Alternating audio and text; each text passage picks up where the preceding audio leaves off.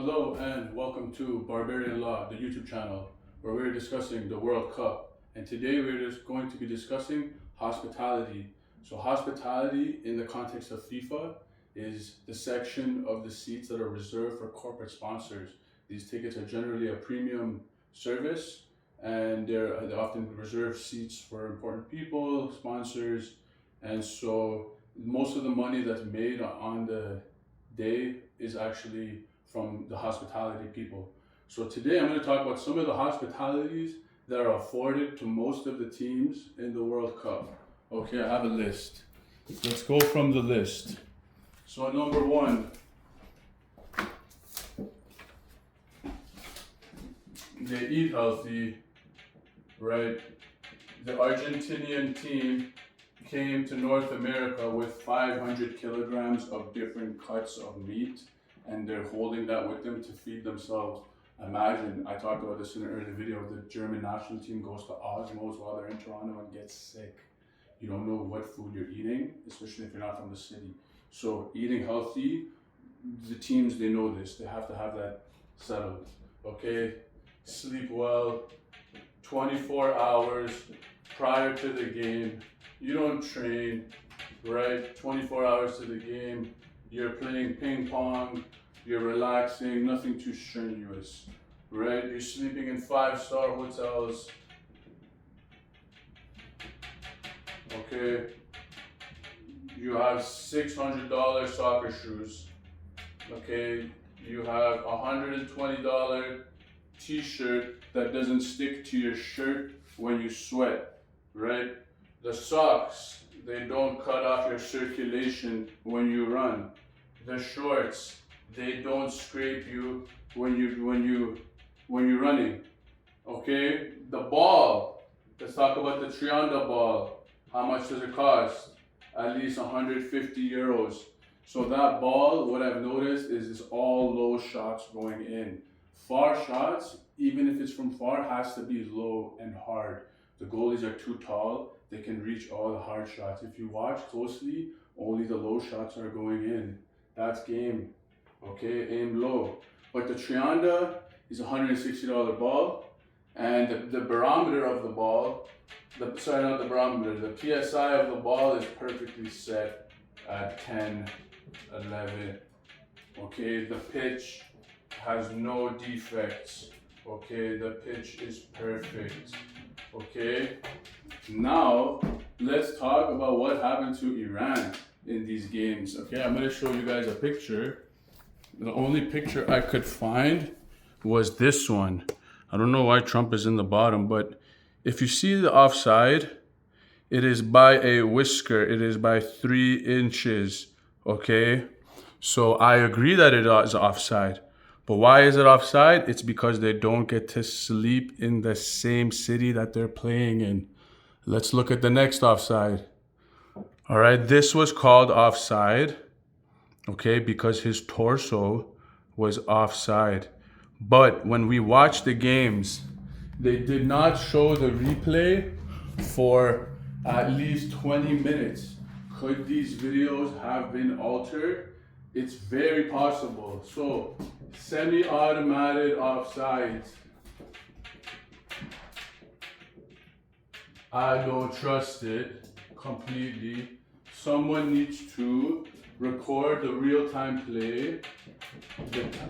The point about the Trianda is it tells you when the ball is kicked, which is the key moment of determining whether a play is offside. So I know a lot of people did not understand the offside rule, but both of the goals were offside that I showed you, okay? The problem is with the offside rule is itself, okay? There's big clamor for changing it, and this is why. Because if all of your body is onside and just a toe is offside, the goal should still count, okay? I'm not trying to complain, I'm just saying Arsene Wenger of Arsenal Football Club, my favorite club, has been saying this for a long time. I've been trying to say it.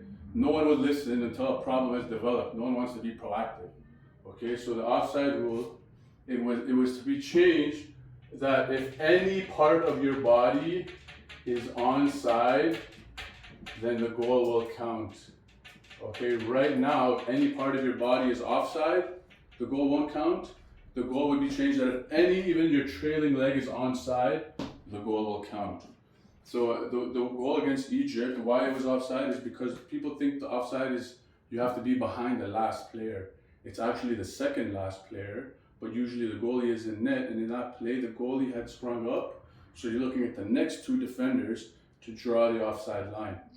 The offside line is very obvious to see from the linesman because the linesman is following the last defender until he's perfectly square in line and he can call the offside. So the offside calls should be very easy and I have no complaints about them, assuming that the technology and the VAR officials themselves are not biased. So what are some other instances that I had found egregious? Penalty shout between Ghana and England. There was a huge penalty shout. It would have flipped that group upside down. The other issue had is the draw, which was prescribed. So between Austria and who were they playing? Algeria. They had a game where if they tied, both of them would have qualified for the next round. If one of them had won and one of them had lost, the one who lost would be eliminated and Iran would be into the next round. And even Korea had a chance to go to the next round. So now Korea wants to file a report saying that there was collusion between Algeria and Austria for them to play for a tie. And what's the issue with this is, I did talk about it in my last video, is the match timing. Is that the teams that are in the last groups, they have prior knowledge of how many points they need, what goal difference they need to qualify. So how is that going to be solved? I don't know. But it's clear that the match fixing is not really done on the field. It's done off the field. So, when you have teams that have like very bad accommodations, when you're giving them a short rest, for example, Canada was the first team to play, and now they have a long rest. They have 6 days off before their next game. Imagine if you have a shorter rest, it's worse. Especially now that there's a lot of games, it's important for you to think about what's off the field, just as important as off the field when it comes to match fixing. Again, if you watch my prior videos, I don't recommend betting any money, because whatever result you don't want to happen, it may happen. That's why I have this. I'm going to keep it there until it falls off for protection, and hopefully Canada can qualify for the quarterfinals. Alright, we'll see you next time on Barbarian Love YouTube channel. Like and subscribe, leave a comment. Thank you.